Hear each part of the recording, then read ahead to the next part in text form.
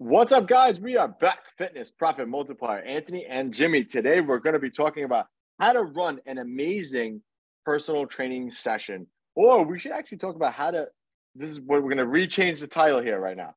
How to run an amazing small group personal training session. Because a lot of guys who think they're doing small group are doing it totally wrong. And they're basically running large group inside small group. So we'll cover all that today and talk about how to run an amazing session.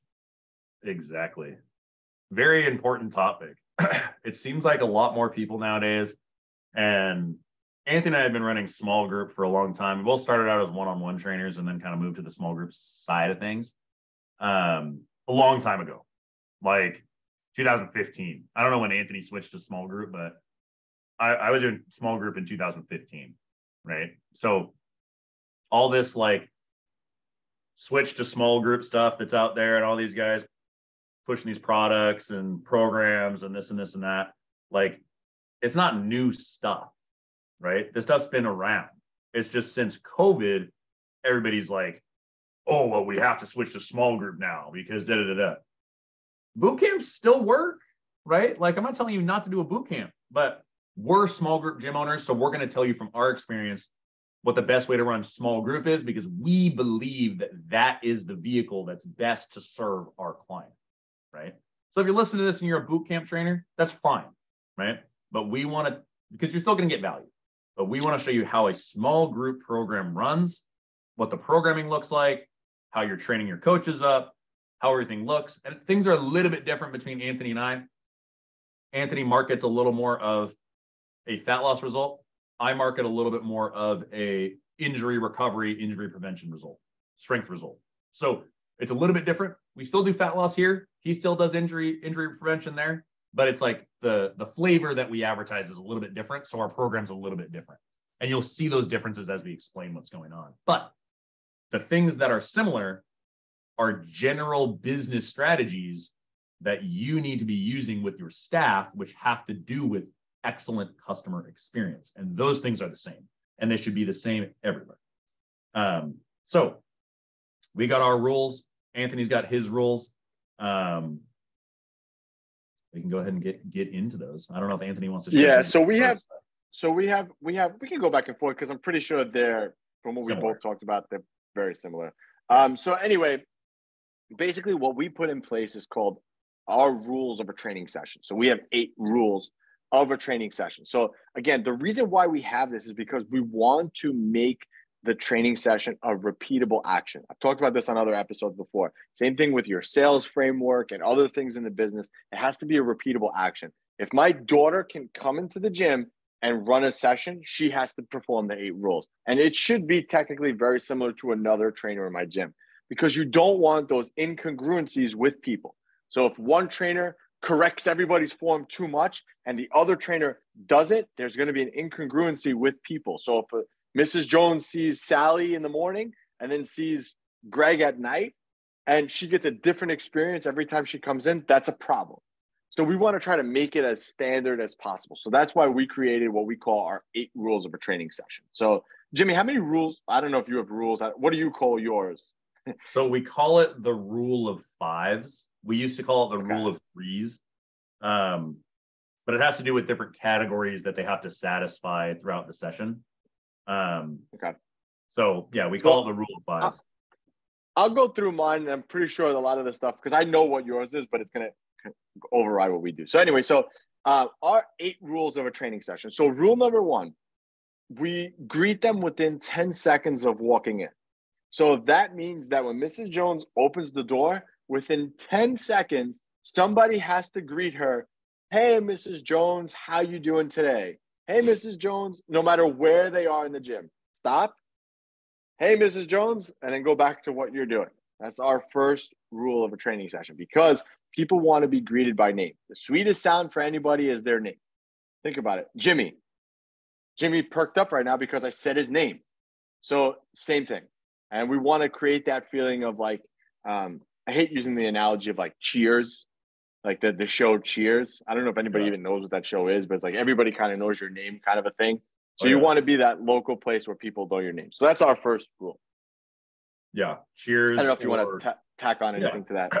Cheers, or as Starbucks refers to themselves, third place, right? Same idea. So if you don't like the Cheers analogy because you don't like that Norm is drinking a lot at the bar or whatever, the Cheers analogy is great. But we could also think of it as third place. So Starbucks refers to themselves, they wanted to create third place for people, meaning you have work, you have home, and you have third place, right? So third place, you want your gym to become third place for these people, right? Which is the other place they look forward to going to where they spend their time, right? And Starbucks did a really good job of creating third place for people, right? Free Wi-Fi, they call your name for your drink, like they use your name too. And so when we think about things from other businesses that we can take and utilize in ours, we have to look at the businesses that are doing really well. And Starbucks is a good example of that. So we want to create third place. Now, 5 to 10 seconds on the intros using their name, yes, 100%, right? Even if your coach is like spotting somebody on squat, right, across the gym. Oh, hey, Julie, how you doing? Oh, I'm doing great. Right? They can shout across the room. It's not big. It's a gym. I mean, come on. Right? They shout your name at Starbucks, right? It's not like that's totally fine. So that's the first rule, and it's very important.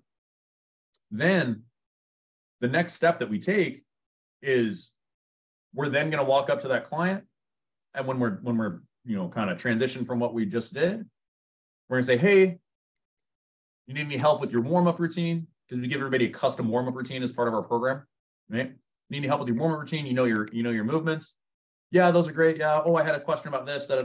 So you can kind of inquire about that, and then you say, what do you want to work on today? Let me take a look at your binder and see what you did last time. See what weights you picked, whatever. And then the coach will say, okay, Julie, I want you to be doing squats today because you did upper body yesterday, right? So we're going to set you up in this squat rack. Once you're done with your warm-ups, this is your spot for the day, right? And you guide them through that process. So the next step is giving them the guidance and the expert opinion as to what they should be doing next and what they should be focusing on. So that's step 2. Get them to where they're going and direct them through the gym. Our rule number 2 is a little different, but the same thing. Ours is ask them how they're feeling today and if they have any pains and what they did last time. So similar, very, very similar to what Jimmy does. We just have a little different. Mrs. Jones, how you doing today? How you feeling? Anything bothering you? Shoulder hurts, back hurts? What's going on? I slept wrong. My neck is killing me. Okay, cool. What did you do last time you were in the gym? Oh, I did the X workout. Okay, cool. Today, let's do this. So that's the same exact rule. That's our rule number 2. Yep. And I like that one. I like that one for a lot of reasons because you're just getting them talking. Right. What's going on? How you feeling? And it's a very easy way to just kind of build some rapport really fast. Exactly. For the day. Now, we could go into the programming aspects of it, but I don't want to necessarily use this podcast to go into the X's and O's. We can do that next week probably or on our next podcast to really go into how we program it, what we're coaching our trainers up on, progressions, regressions, corrective exercises, positions, all that kind of stuff, right? And we can talk about that on the next one. So we're going to talk about the overarching. So the next step in this process is to remind your coaches of the rules of the session. Once the session begins, we have rules of the session that we need to abide by. And this is where our rule of 5s come in, right? Well, we actually have one more before that, actually. Oh, so you I'm do? going to jump in. So, yeah. So our third rule is, so at this point, we greeted them at the front, saying hello, whatever. We'll go over to them. We're talking to them, ask them how they're feeling, if they have any pain. And we're moving them to the area that they're going to be in for the day. So as we're moving them into the area, then other people are rolling in. So if we put Mrs. Jones in rack number 2, rack number 1 is Sally. Mrs. Jones, this is Sally. So our third rule is to introduce people to each other. So again, if your people come at the same time all the time, then you should be, people make friends. But this is, again, going to foster that community feel. So out of all the rules, this is probably the one that I need the most help with because I just forget. But this is our third rule. And your coaches will forget too. Yeah, your coaches will forget too. And that's part of our like running the sessions section, right? So we don't necessarily do it like right at the beginning, but it's part of our rules, right? It's part of our structure. So as we talked about, maybe Anthony and our structure is like built out a little differently, but it's very similar, right? And that's how that's how Anthony was able to expand to multiple facilities. That's how we've been able to get to 7-figure run rates, right? And that's how we've done it through client experience, right? So when we look at our rules of the session, we have this rule of introducing a member to another member, right? That's part of it, as Anthony talked about. When we look at our other rules, we need to have a minimum of 5 coaching cue points in a session. And I think we need to increase that. And sometimes the definition of coaching cues is a little different between coaches. So if you consider a coaching cue up, down, chest up, whatever, then you probably need like one statement. Then you probably need 10, 15, right? But what we consider coaching cues in our facility, that's why we say 5, is like an intimate like rework of a position, right? Where you're kind of going up and you're going, okay, now they're doing a row or something, okay? Okay, now you feel my fingers between your shoulder blades, squeeze my fingers there. Okay, you want to pull your shoulders back, rotate your shoulder blades around the thorax, and like all this stuff that we explain to them how they're going to do it, the direction they want to pull the weight in, all that kind of stuff. Because we get up in and intimate with them. Because this is small group personal training. This is not boot camp where you're screaming out orders and yelling at people across the gym. You can still do that as part of it, but the value that they get is the intimate coaching that is happening in their space. So you get into their space, you coach them up on the movement. If they're comfortable with it, you touch them and move them into position, right? You ask them if they're comfortable with it, because not everybody is, right? And you coach them and cue them and explain to them how they can get better at the movement pattern, right? So 5 of those intimate coaching cues, but tons of shouting across the gym, explaining something to the group, that kind of thing, right? So that's one of our rules of running the training session. We also have 3 times using their name. So that's why it used to be rule of 3s, right? 3 times using their name in a session, and 3 personal questions about how their life is going, what's going on with their kids, what's going on with the holidays, like that kind of stuff, to connect with them intimately on a personal level, right? Because that then allows your coach to become friends with the member and gets their stay time longer, because they're developing an intimate personal connection and trusting, liking, and knowing that coach more. So that's in session stuff. I don't know if Anthony does anything different, but he can speak to that now. Yeah. So our rule 4, 5, and 6 is all kind of interlocked. So the first rule number 4, is to cue them 10 times for form. So giving them 10 form cues within the session. The next thing is say their name 10 times. And the last one is rule 6 is give them words of encouragement 10 times. So those 3, I like to say that they're really interlocked, because, you can give someone their name in a form cue and say, great job. And that's all 3. That's, 1 technically of each. So they're kind of connected, but that's just how we do it, because I just want to make sure that my trainers are giving them the correct form cues. People feel like they're getting that. They're saying their name that many times, and they're giving them words of encouragement to keep them moving. So that's our rule 4, 5, and 6. Yeah, 100%. I mean, very, very similar, right? But you need to have a structured way that your coaches are delivering this, because if you don't, they're going to fly by the seat of their pants, and then somebody's going to be in the corner doing deadlifts, and they're not going to get any cueing, right? And that one person is going to get lost. So the main reason for all these rules is that each member gets the attention that they need in each session, right? And they're not getting lost in the shuffle. Because how many times in small group, if you have somebody who's used to training one-on-one clients, they come into your gym, they're an employee of yours, and they get pigeonholed into one member and coaching that one member the entire time, right? Or maybe they even gravitate to that member more.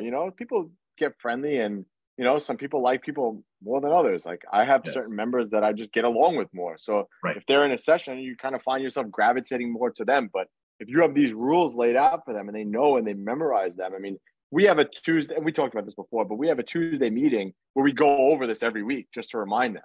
Yeah. And this is just for the trainer. So again, it's just important to have them know that. But 100%. so our seventh rule at that point is, now at this point, they would have gone through rule 4, 5, and 6, which is the cues, their name, the encouragement. Rule number 7 for us is, now the session's over, before they leave, we always ask them when they're coming in next. Hey, when you coming 100%. back? 100%. When you coming in next? Yep. And then they'll tell us. But again, it's just kind of, I think it's a good like way to, again, interact with them and remind them like, hey, I'll be waiting for you here next time you come in, kind of thing. And then our 8th rule is, we want to solidify the end of a session. So we have a clap at the end, a high five, a fist bump, or if somebody hits like a record for the day, they get to ring the bell, something to signify that the session is over. Yep. And we don't have a signifying session over kind of thing, because people kind of roll in a little bit before and warm up and this kind of stuff, because we have a little bit. Well, we don't do it as a group. I should say that probably. We don't do it as a group, like that individual. Like, all right, when they're done, we say, that's how we say goodbye. Okay, so that's very similar. Keep them on their way. It's not like, hey, everybody get in, let's go, rah, rah. No, it's not boot camp, right? In a boot camp setting, you probably want to do that, right? The group rah, rah kind of thing. We're not a rah, rah facility, right? We're a small group personal training facility. The types of people that we attract are not the types of people that like the rah, rah, loud music, flashing lights, cardio kind of stuff. They want to work on strength. They want to work on their own personal goals. So it's a little bit of a different clientele, right? And you have to adapt to that type of person to see them through and give them the best results.